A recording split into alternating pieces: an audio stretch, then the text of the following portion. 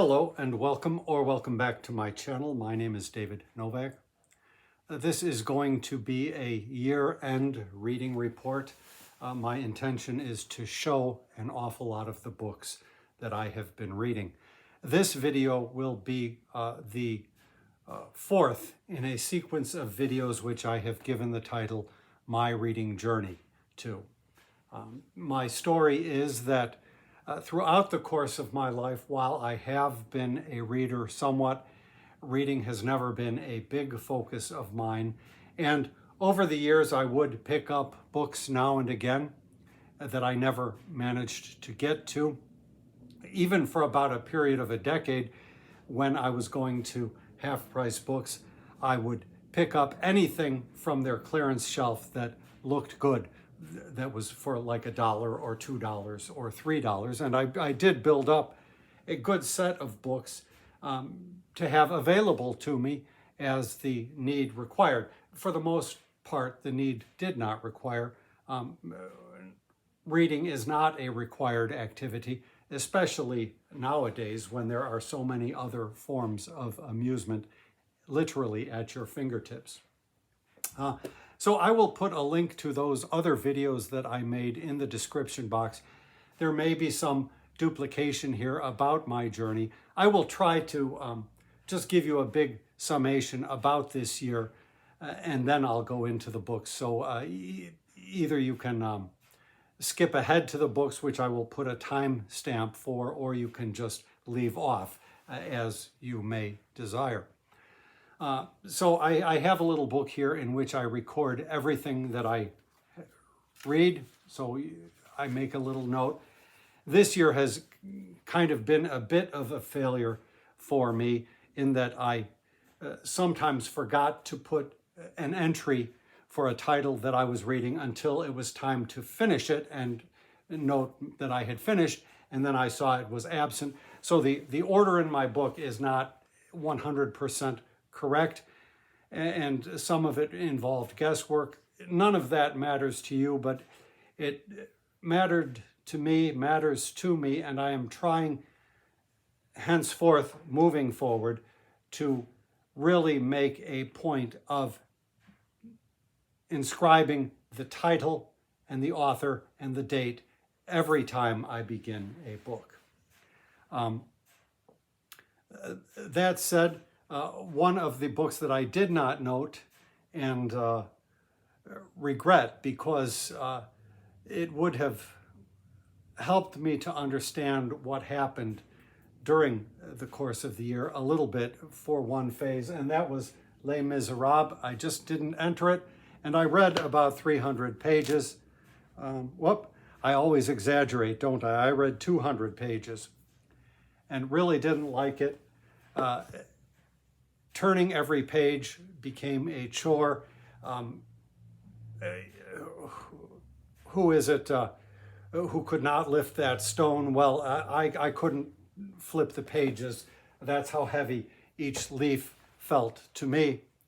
So I eventually gave it up. And then after that, I spiraled and was just not reading for about a month. My other notable DNF, that's BookTube's for did not finish or do not finish, was Euclid, The Elements. I'm going to continue with this, and I have continued with it little by little. But I realize it is not the kind of a book for me to read straight through from cover to cover. It's something just for me to nibble at occasionally. During my course of 3 years, this is the first DNF that has befallen me, and I have tried to inculcate a habit whereby I read through to completion anything that I start.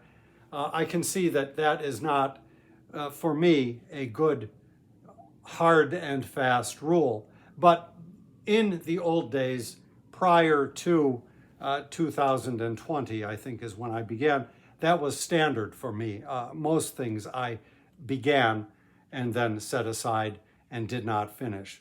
So my little book here begins, 2022. So I have no clue about dates. So 2022 is my first year of solid reading effort. I did not begin with any kind of a rule that I must read 1 hour per day or anything like that. But somewhere along the line in these last 3 years, I set that as kind of a benchmark for myself. I don't force myself when it's impossible.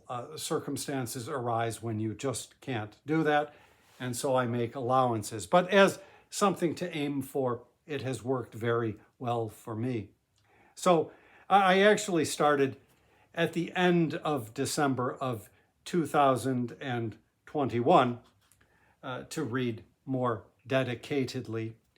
So it marks 3 years now of practice that I have gotten in, 3 years of effort. Hey, come on. And, oh, this whole thing might fall off. Pardon me. I have it perched up on a little table. Let me calm my jitters a bit. This actually is not a calming beverage. Anyhow, so as a person not accustomed to reading, and now having put in 3 years' time, initially I was hoping I could speed up, and it has become clear to me that not speeding up is okay, but that setting aside that time is pivotal. It is the crucial part of inculcating a reading practice that can't be done without. And I have reached a level in the course of 3 years. I think that my reading at this point is adequate. I know I started to say something and then went off on a tangent, and so I'll never get back to that. But that's okay. If you are a regular viewer of my channel, you understand that's how things go with me. I think somebody said cats have a short-term memory of like 10 minutes, and so if something happens, 10 minutes go by, they completely forget that it ever happened. That's sort of how I am. And in fact, a lot of what I read, I don't set having a permanent memory of what I read as a goal or even as necessarily important. A little bit of retention is good, I think, but I'm not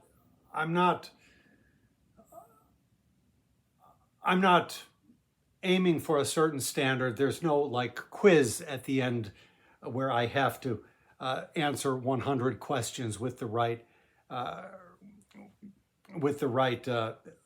A, B, C, or D in the slot. In a multiple question or whatever that kind is called, Q&A, I might do better than an essay test. But regardless, I'm not forcing myself to retain. It's not particularly an important goal of mine. So after 3 years, but it took about 2.5 years for me to get to a standpoint where I realized that. I realized that I am pretty solid now because I watch other booktubers and they seem to just go from one thing to the next, and that was never me. But I think I am approaching that level. Now, quantity-wise, not at all. The previous 2 years, I think I got more than 50 books as a count. This year, I am going to squeak in with 50, but as you will see at the tail end, that's by including an awful lot of real short books. So it's more just to make myself feel good about hitting that 50 mark. But it doesn't mean anything, and I've said in a video that it's all real arbitrary. You can have a book with huge font size You can have a book that's very hard to read. I tend to avoid those, however. And just all kinds of things go into, and you'll see as I go along. Some books, even along the way, are just real short. So the number really doesn't count for anything, but as a overall comparative apparatus, it is useful in a loose-handed sort of way. So I said that I felt I had achieved a level of mastery, let's say, of reading, where I knew that I could sit down and I could make it through a book. And that actually is important for me. It has been important to reach that level. That's not to say that I will not DNF things in the future, but I have set for myself a year, next year, 2025, that may be a little bit more strenuous. I have a good number of works of history that I want to tackle, and we'll see how it goes. I have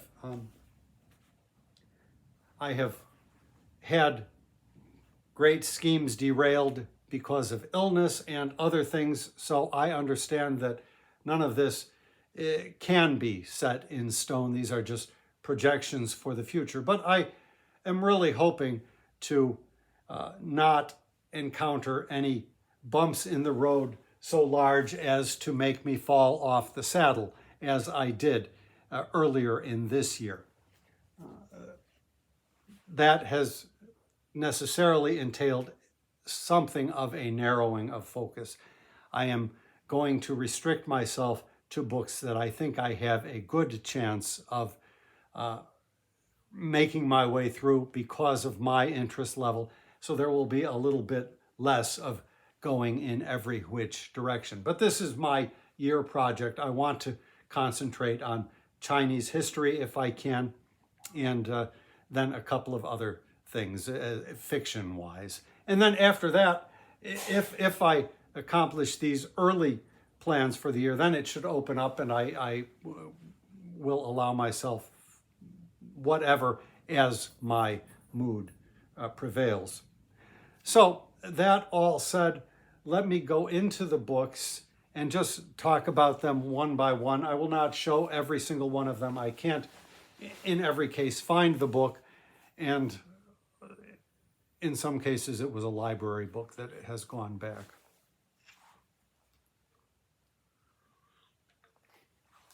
The great beginning to my year was, and I won't trouble you with the dates, that kind of thing.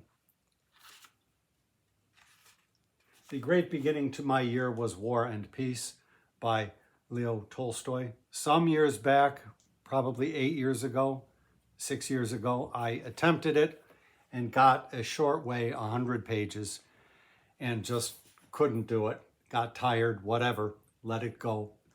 And so it started my year with an accomplishment of something wherein I had failed in the past. Now, I would never have called it a failure, but it was something that I had left incomplete. So I started from the beginning again.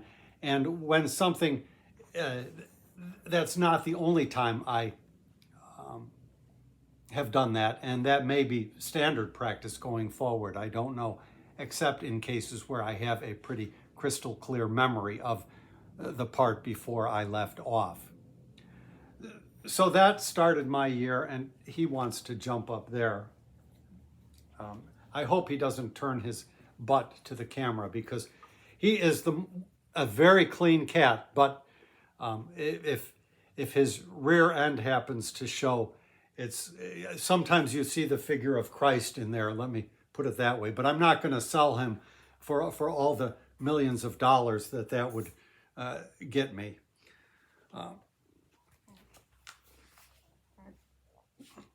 So that was what I started. Now, please do not go that way. January 1st with. Now, come on. Don't make me lock you up.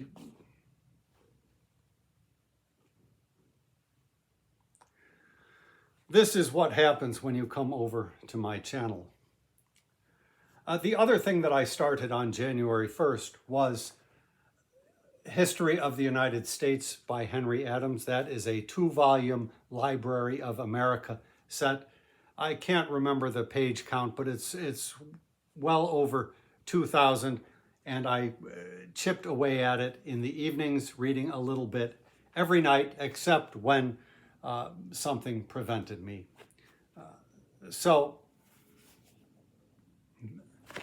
But there is...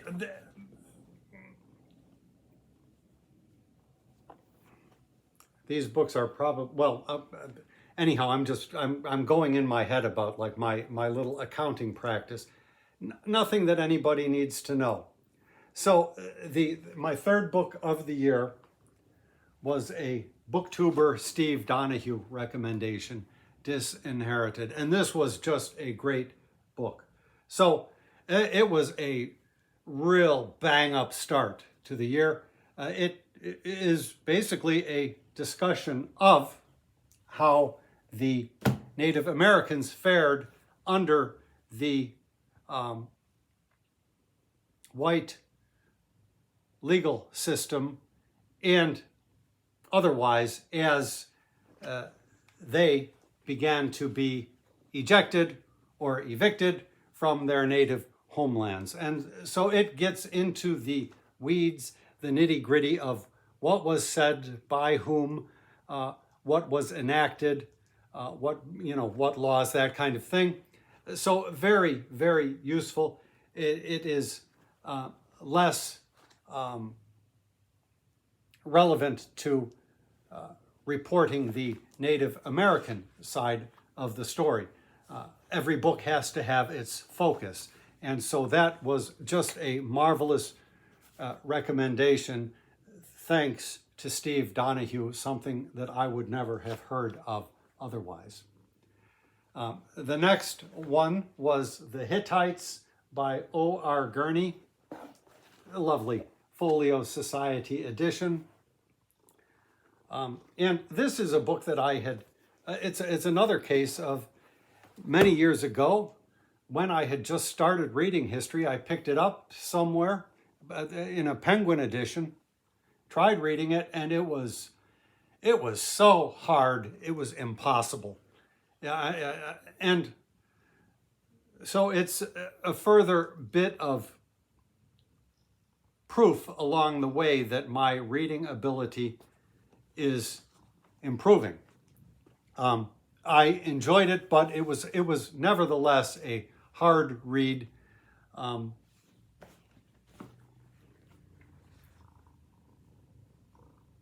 And I followed that up with the Lumumba Plot by Stuart A. Reed, which I heard about on the channel of Brian at Bookish. It was a big, thick book, and it was a good retelling of the story of Patrice Lumumba. I've read a lot about his assassination and his career, and it really did a nice job of filling in some blanks, but I don't remember exactly what I had to say about it. Somewhere you can find a video, if you scroll back far enough, where I talked about it. I think he had a bit of the author had a bit of a slant that was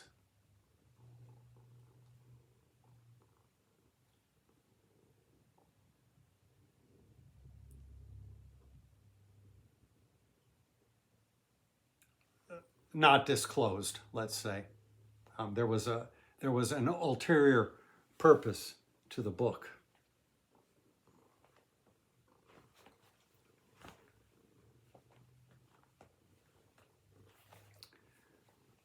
Then I read The Soul of an Octopus by Cy Montgomery.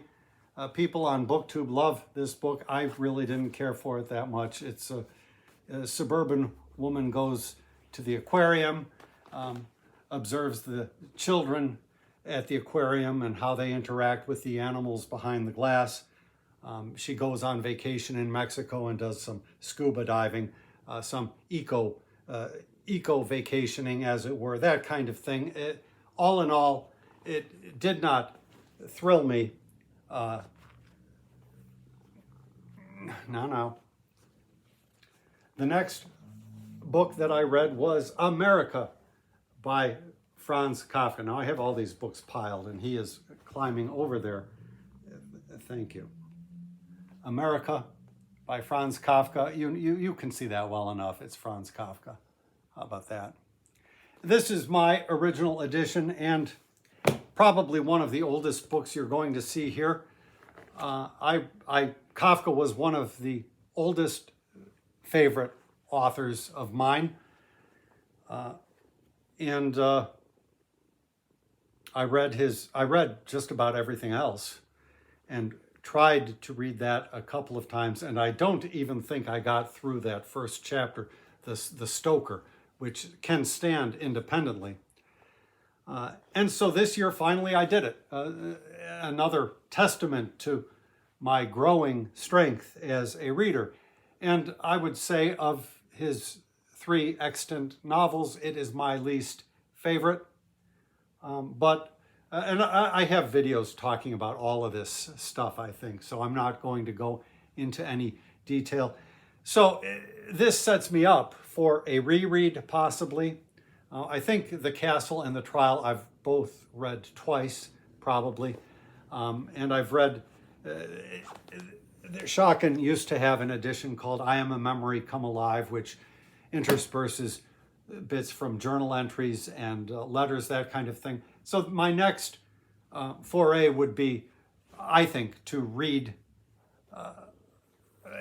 a substantial chunk of his letters.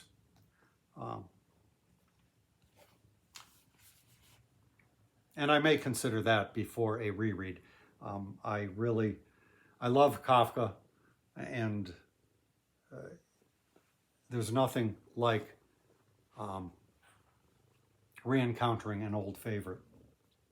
After that, I read a book about Leo Tolstoy's War and Peace, Modern Critical Interpretations, edited by Harold Bloom.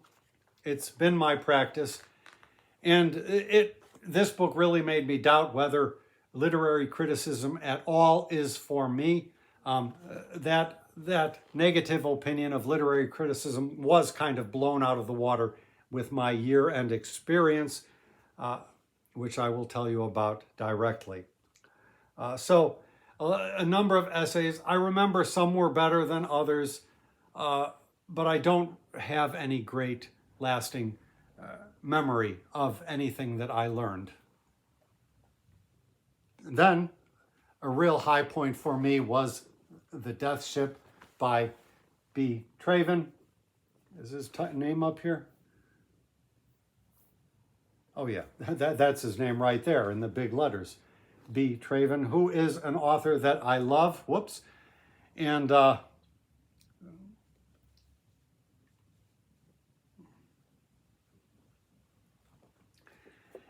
have set up 6 of his novels for 2025. His well-regarded Jungle Cycle.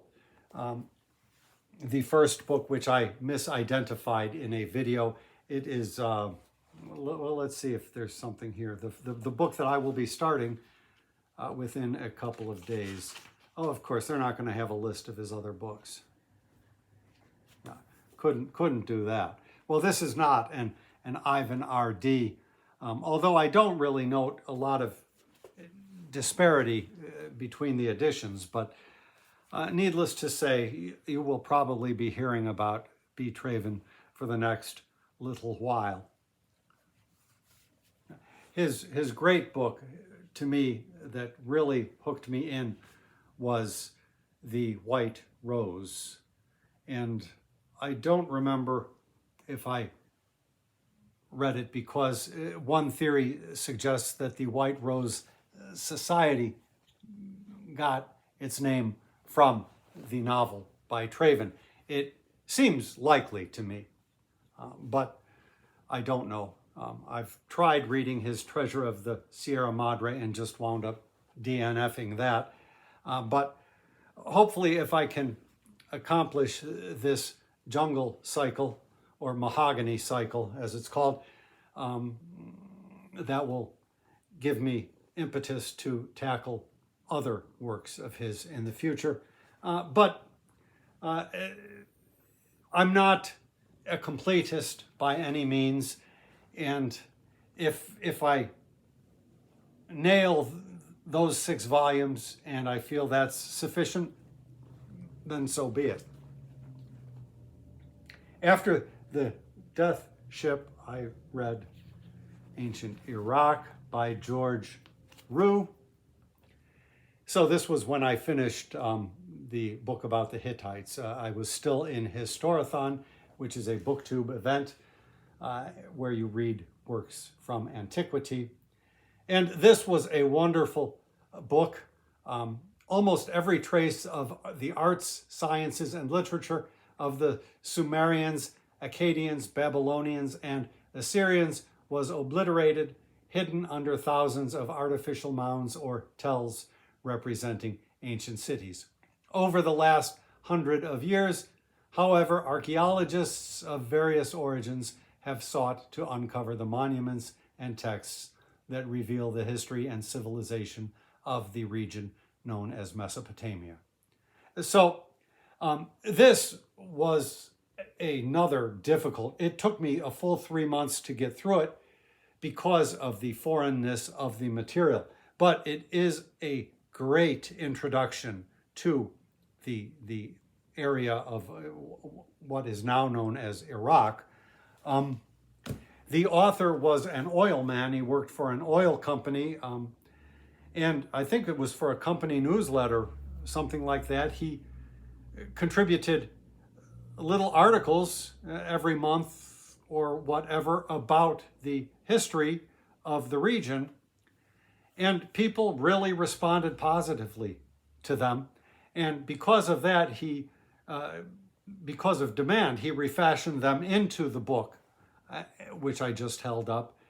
And I think it received a revision at some point over the years because of new archaeological finds and that kind of thing.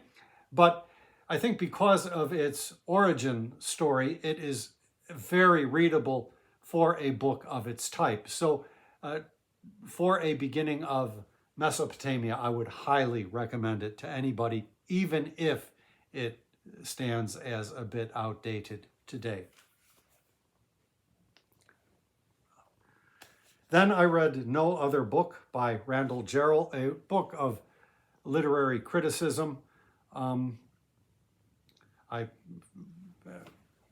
actually saw on Richardson Reads, I think is the name of the channel. Jarrell wrote 4 distinct books of criticism. One of them I really would have liked, and the prices were just astronomical. And so No Other Book is a selection. And the criticism was of varying use to me. I think I did a video on that as well. Very nice insights into Robert Frost, but I don't think you particularly need to go to Randall Jarrell for your insights into Robert Frost. But there were insights into other things, which, as with everything else, has flown. So that was that. The next thing that I read was The Journey to the West, which you can see in these 4 volumes here. I'll show you the first volume, translated by Anthony C. Yu.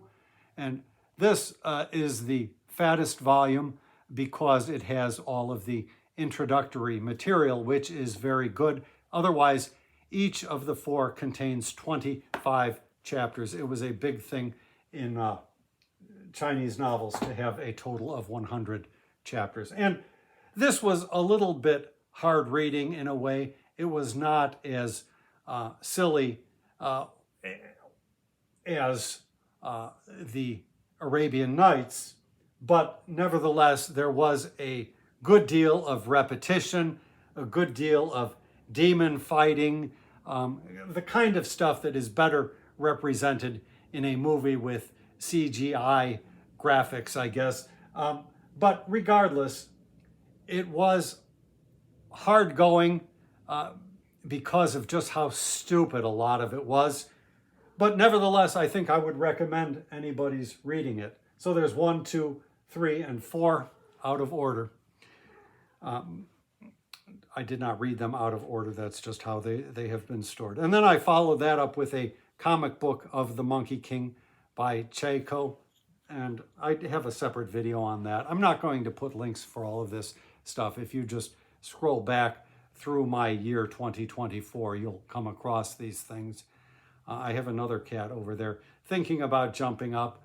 As I say, this is really precariously perched. Let me have some of my calming beverage again. She is going away, which is good because this orange thing right here would attack her. The comic book was good. The comic book cuts short of the end, and you really need to read the whole thing through if you're going to read it. There's no real sense in reading volumes 1, 2, 3, and then just leaving it. The ending of it is critical, and I don't see a point of synopsis, and unfortunately, a lot of Chinese classics, such as the Water Margin, do not exist in their complete editions. I really am lusting after a complete edition of the now what is it called? The Great Historian. I can't remember words of the Great Historian. The Great Chinese Historical Work by Sima Qian, I think. The poet is Sima Xiangju, I think. And I mean, I've got a nice little Oxford edition that takes out the salient parts in 150 pages, and I may take a stab at that. But the complete edition exists, except for what hasn't been published, like Michael K. Vaughan's much beloved Marvel Comics. I don't know what those big editions are. They are being published out of sequence, and I think about 8 of them have been published. I forget who is publishing them, but each volume is $40 or $50. And so for me at this time, it's not on my list, but it is definitely a work that I would tackle before something like the, the Mahabharata, the work that the Bhagavad Gita is torn from. I mean, if I had world enough and time, I might consider stuff like that. I have a little complete Ramayana, which may be on my to-do list one of these years, but it's not likely to be 2025. Then I read an anthology of Lisbon poets. I don't normally include books of poetry on my tally, but this was an anthology which I read from cover to cover with all of the introductory matter. So in that kind of situation, I will record the book. Normally, I don't. So, for example, I have a really nice book of poetry this year from Troy Traven. He read all of his poems on his channel, and I attended every online reading of them. They were not live readings, and then when I got the book, I dipped back in and have read some, but I have not read the book completely, even though I have listened to the book completely. So it does not get counted on my tally. How to Win an Election was next. This is just really thin. I mean, this is a bilingual edition. So this is 96 pages, and every facing page is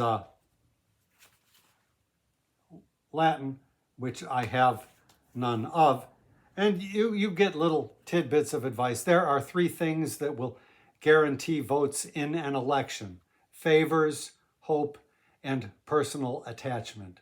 You must work to give these incentives to the right people. So this is the advice from the more famous Cicero's brother. I have always called him Cicero, but this is written by Quintus Tullius Cicero. So it was a book that I have wondered about for a long time, and lo and behold, a $4 or something like that copy showed up, and so I snapped it up. But this is what I mean about the number count. I count that as one book.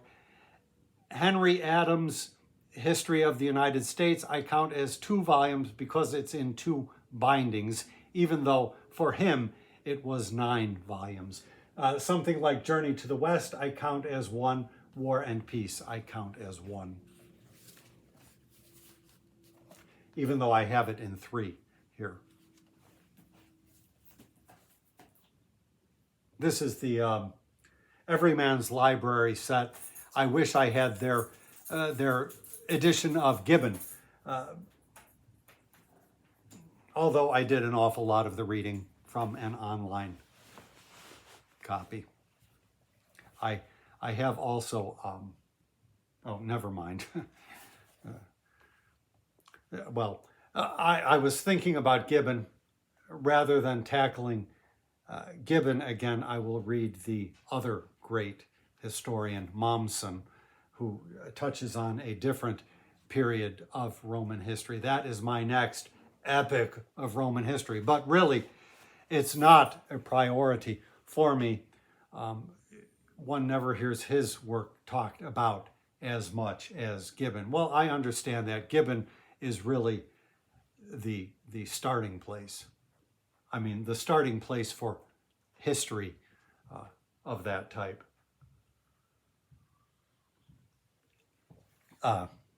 Mommsen might be considered the history chronologically, I would say. But so I hope to get there one day. But as I say, if this great Chinese work of history became available and fell into my lap, don't suggest I try the Chicago Public Library. I would really definitely consider taking a stab at it. But if I live my life and never do so, I am okay with that as well. There are plenty of other options available to me. Then I followed that up with the Rediscovery of America, Native Peoples, and the Unmaking of U.S. History by Ned Blackhawk. I used that from a library copy, so I can't show it up for you. I still don't know how to put a picture up on the screen. Regardless, it was very good. Next year, I plan on reading the history of the French and British in North America by Francis Parkman. And Blackhawk made good mention of Francis Parkman in there. I like these classic histories, even Gibbon, because they really provide you with a great picture. And then you can develop from there. The writing of Gibbon is, it's well lauded. Everybody knows that. It's very hard to follow because there's just name after name after name, but it gives you a really grand overview. And so it is a work that has helped me immensely or immeasurably in subsequent reading, just as these books by Mark Edward Lewis have done, which we will be coming to. So after that, I read the Saga of the Volsungs, and this is another one. I don't even remember if it was like 15 pages or something. I mean, I read all of the material in here. Not really my cup of tea, but whetted my appetite. I would like to read more sagas, and somebody has done a good video about where to begin with sagas. Penguin has a lot of them. I don't know. It's not really a high priority for me. I am less interested in sort of folk literature of this sort, or say Homer, and I much prefer literary works. I talked about that a little bit in a recent video. But that said, I think it is worth broadening one's own horizons and taking a stab at this sort of thing.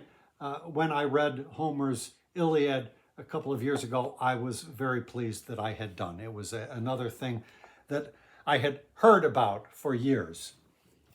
When did I read Homer's Iliad? The Odyssey I read as a child.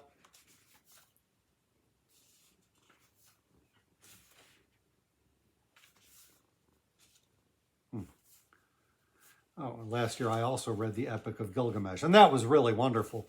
I mean, I have another copy, another translation of it, and I remember I promised that I would read the other translation as soon as I was able to find it, and then I found it and never did so, but that's how things go around here. So it must have been around December, late in the year of, late in the year of 2022, I guess. So that was one of my early targets.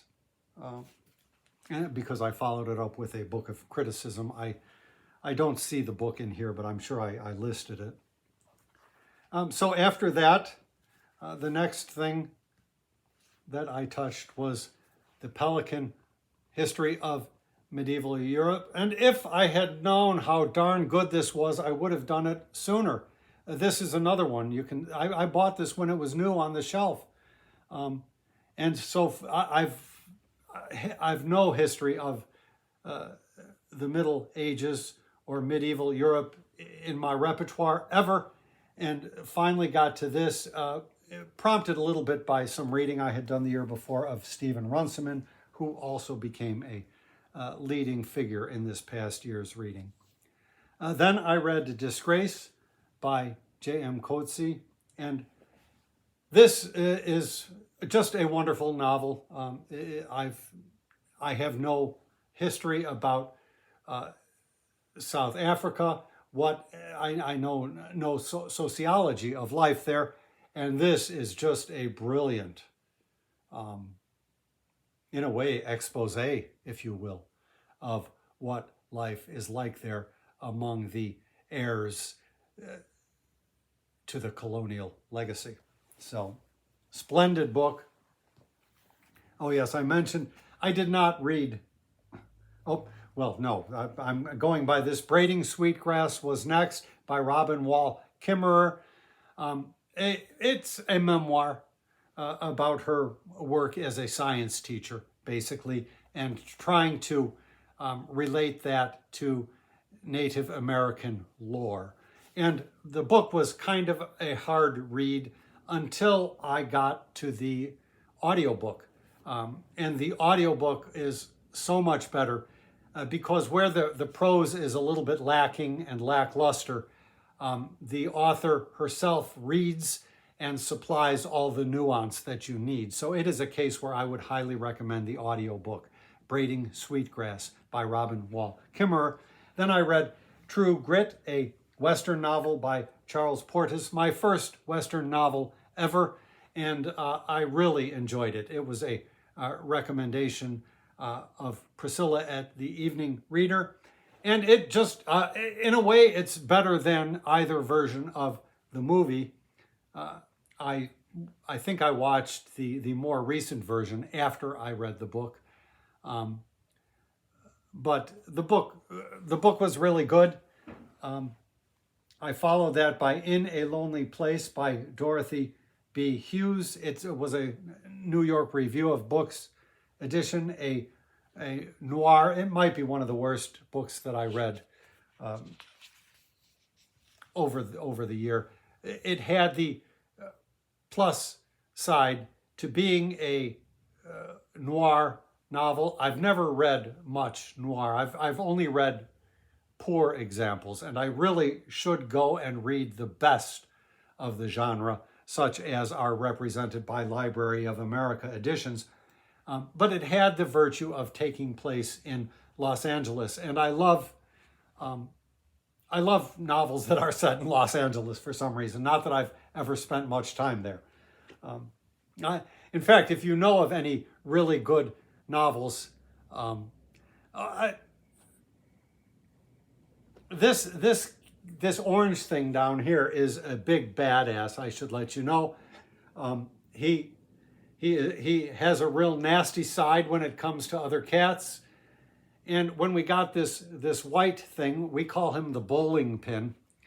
All of a sudden, we got another cat that was not going to take any of his SHT, if you know what I mean. Shite is what people say when they want to be polite. So the white guy, or the white and black splotchy thing that I say we refer to as the bowling pin because of his body shape, he won't take it. He's a wild thing. We don't know what his past is. We can't even lift him up. It's impossible. But regardless, he has put a crimp in the orange guy's style.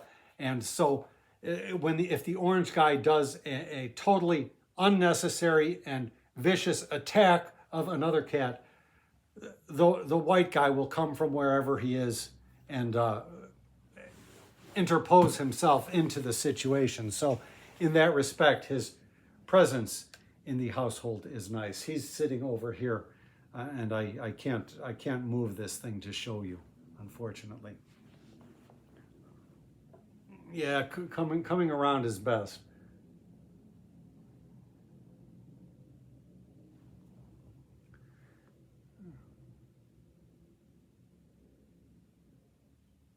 I think the orange guy is the more powerful cat, but he really doesn't want to put himself into a situation where there's a real fight going on. He likes the kind of fights where he can just simply trounce upon the other person. Sorry, this is becoming about cats, isn't it? Then I read The Fall of Constantinople by Stephen Runciman. I've talked about him. This is just a biography of him I hope to read. He became another favorite historian of mine. The Fall of Constantinople was something that Aaron Facer read probably a month prior to my picking it up. And I had a copy on my shelves, again, for years. And so decided to go for it. And that led me into reading a whole bunch more. Another long-standing book on my shelf was The Olympic Games by M.I. Finley with H.W. Pleckett. And as anything by Finley, it was very readable. Not a topic I have very great interest in, so that's why it has sat unread for a couple of decades, maybe, I don't know. But I'm glad to have nailed one more in my Finley oeuvre, which is complete as far as I have been able to make it. But some of the early stuff, like things about Roman property, it's really hard to get into. Again, if I never broach any more Finley, and it just has to lie where it does, I'm okay with that in this life. After the Olympic Games, I read the interesting narrative of the life of Olao da Equiano, and that was the one major slave narrative that I had not covered, and so I finally read it, and it was kind of interesting that, following upon Kafka's America and the Death Ship, really put me into a seafaring mode for the year, and I read a lot of nautical stuff, ending with Huck Finn on his raft. And I hope to never touch a nautical book in my life if I can. I'm exaggerating. But it was a very, very good tale. His life is very distinct to, say, the ones you will find. Well, I think it is in the Library of America volume. I'm not sure about that. I read it in a paperback copy that I had, because it's not so much, even though he was a slave here, it's not so America focused. So I'm not really sure what the status of that is, but it was a very good read. Then I read The Sicilian Vespers by Stephen Runciman. Then I picked up the second volume of The History of the United States by Henry Adams. I read Sailing Around the World by Joshua Slocum, just a personal memoir of a man sailing around the world in his sloop, I guess is what they were called. I don't know much about sailing, and it was a nice book written at the juncture when sailing, instead of being a needful activity, a activity of work, it became sort of a sporting activity. And so it really documents the whole sporting aspect of it. And it was a big campaign. People around the world knew that he was trying to sail around the world, and he would arrive in port, and he was already a big hero, and he would give lectures, that kind of thing. So I mean, it was interesting. Then is when I started The Elements, and I've talked about that. Then I read The White Rajas by Stephen Runciman, which I really want to get my hands on. I made a couple of efforts, priced astronomically, and the copies that were out there were just horrible, horrible, horrible. I mean, stench-wise, I love the book. I mean, don't encourage me to steal it from the Chicago Public Library.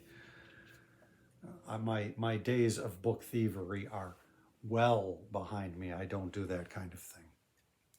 At least 40 years behind me, if not more than that. Well, let me see. I did steal a book.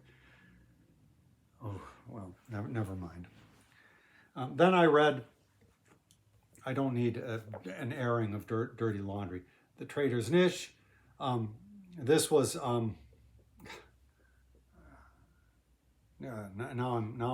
this booktuber has not posted in a while. This author died and was much in the news, and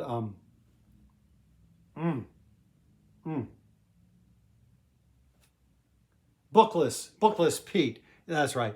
Bookless Pete recommended this as a good starting place, The Traitor's Niche for Ismail Kadari, and it involves around there's the niche in the marketplace where any beheaded person would have their head placed so that everybody in the market could look at what happens to you when you do something traitorous, which you don't really know the details of. So that's pretty standard practice in the world, I think. At least in its day it was. Then I went to 2 Years Before the Mast, which is really an account of a real shitty job. And it was interesting in its way. Followed that with, well, I read a little bit of Flowers of Fire by Hwon Jung, a Korean writer talking about the feminist movement in South Korea, and I was only mildly interested. I did not finish that book either. And then it was Exit West, which I think I first heard about on Quaint and Curious Volumes. It's a book of magic realism, but that didn't bother me. It was a nice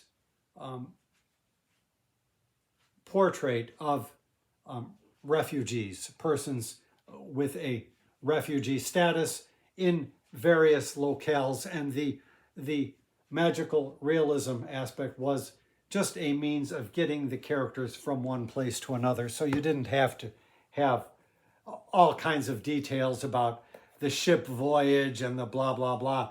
So it worked out. I really enjoyed it. Oh, I missed one. After The White Rajas, I read The Eastern Schism by Stephen Runciman. So then The Traitor's Niche, then 2 years before The Mask, Flowers of Fire, Exit West, and then it was The Gallery. And this author was a soldier, and he spent time in Naples towards the end of the war.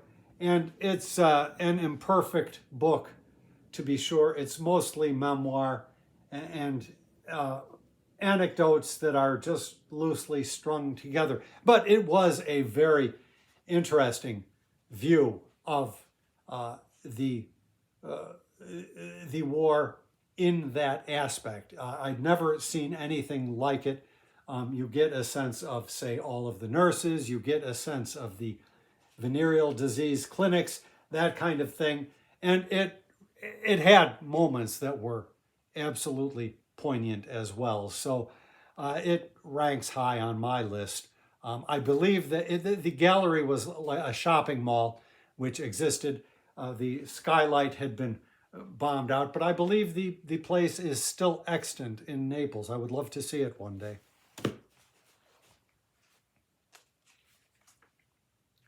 The Great Church in Captivity by Stephen Runciman. Another book, a sweeping history that I really loved, that I will probably have no use for in my life. And then for my this year's read of George Eliot, I went with Daniel Deronda.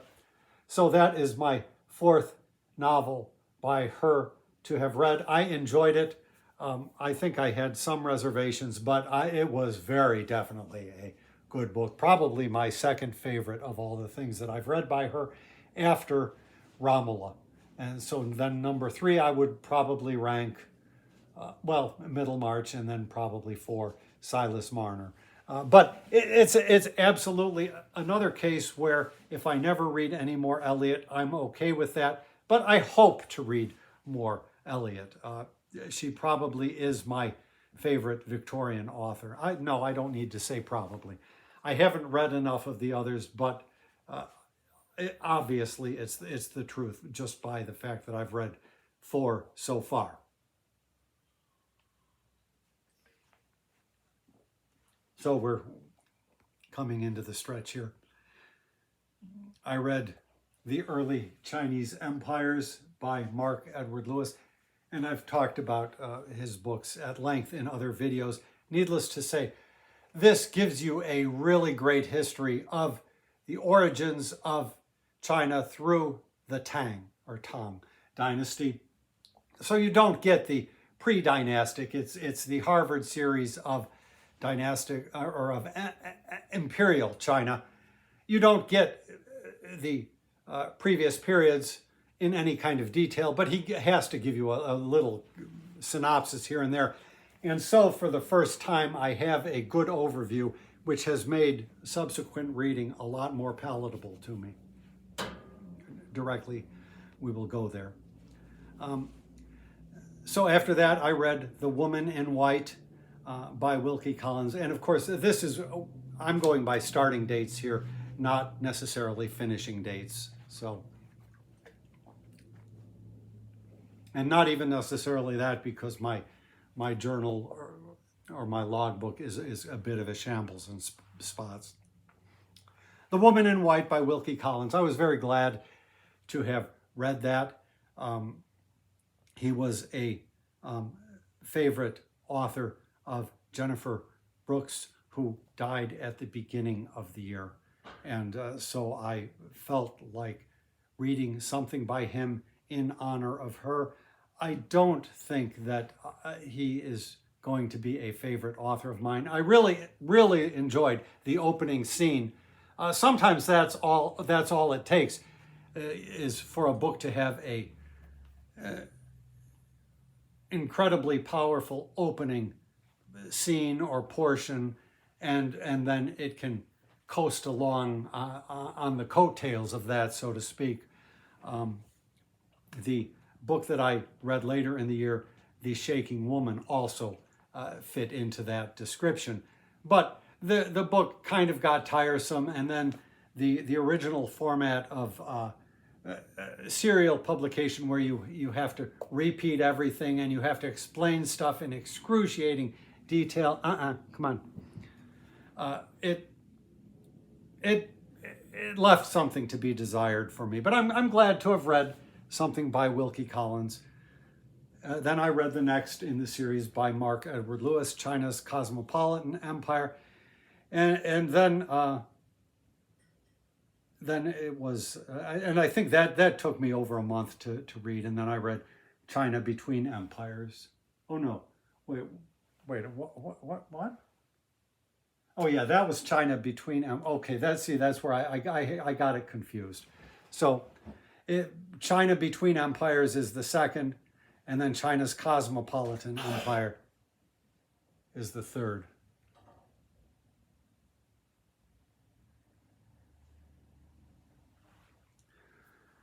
I'm trying to wrap this up. You've heard about this. I DNF'd this 8 years ago. I picked it up again. I decided that this was not the translation for me, The Literary Mind and the Carving of Dragons. This is a New York Review of Books. And I ultimately opted to go with the Yang Guobing. Yang Guobing. Y-A-N-G is the surname. G-U-O-B-I-N is the first name. This is a bilingual edition, but it's the translation I recommend, and you can probably find it without the Chinese. I would highly recommend it. It's a great book of literary criticism. I'm very glad I read it, and there were parts that talk about the act of writing that were just marvelous. Makes you think of the activity in a way you haven't, perhaps. But a lot of it was just listing names and saying, this is better than that. All kinds of authors and works you haven't heard of and you have probably no access to. But I'm glad I read it. Then I read Gary Wills talking about Henry Adams and the making of America. None of these, I've never read a book that I really feel, oh, I'm sorry that I read it. So I'm glad that I read it. It was a labor, though. I'm mostly glad for the insight that Wills gave me into what he calls the Boston historians. And I don't know that Henry Adams was exactly a part, but this whole new mode of writing history wherein documents were relied on, where the authors would go and spend time at archives, and they would go and hunt down the personal documents, the letters, that kind of thing. This just really gave me a lot to think about in this whole process of writing of history that we come to accept as just a given now. I mean, of course, it wasn't before that. And these Boston historians were also, there were the ancient historian names analogous to the ones that Wills talked about, and they come in direct stream then to writers such as Finley and Momigliano and stuff like that. So it really, really was marvelous to have read that.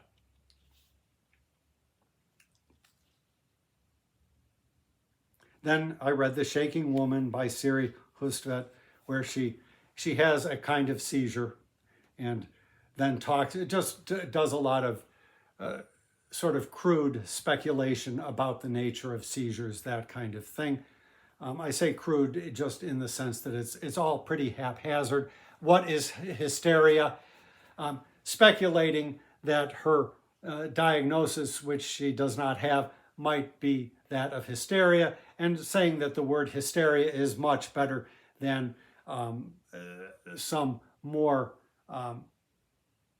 acceptable diagnostic term from the DSM-4 that kind of thing. But then she later on says, well, actually, though, it couldn't have been hysteria in my case because I had a seizure when I was a child, but I just didn't feel like mentioning it. And then after that, I read and that was her book. As I say, I'm not dissing the author entirely. I hope to read some of her works of essays. She has a lot of books of essays. I don't know that I would try for one of her novels. She is a novelist.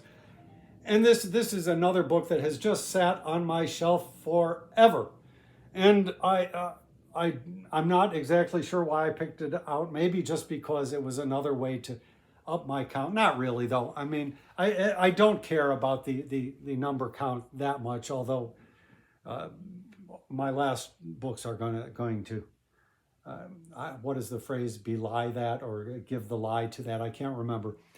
But it's really nice, especially having read about the history of Thomas Jefferson in his term, because David Walker writes probably about 3 years after the death of Thomas Jefferson, and he gives answer to Jefferson in no